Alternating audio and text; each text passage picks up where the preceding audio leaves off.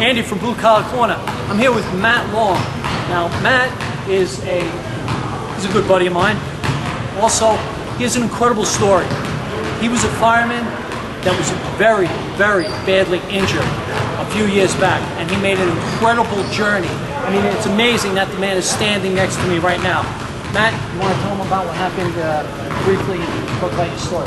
Yeah, well, about 5 years ago, I was riding my bike to work and I was run over by a bus during the transit strike in New York City. Brutally cold that day. Brutally cold. I wasn't riding my bike normally. I got sucked underneath the bus. I spent 5 months in the hospital, and they told me the odds are I was going to bleed to death that night.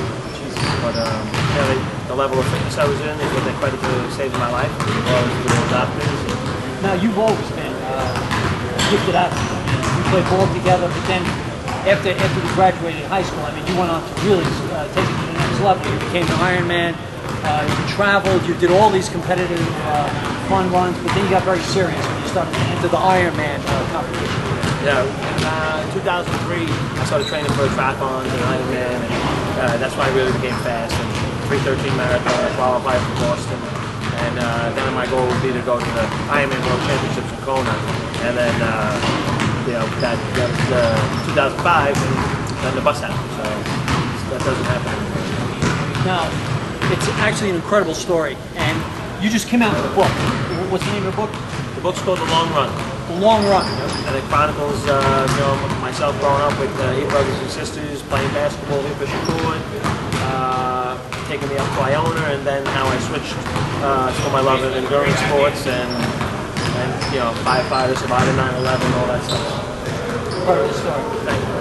I did do some reading of Matt's book. It's an incredible, inspiring story. Right now, don't you do motivational speaking?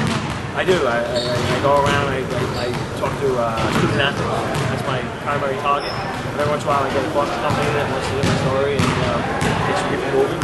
And then I tell them from the heart. The story was written for me. I didn't have to write it. I don't make it up. I tell them from the heart. Usually connect with something for the audience, so it feels good. Absolutely. Matt, is there a site or an address you can give where people can maybe learn a little bit more about your story?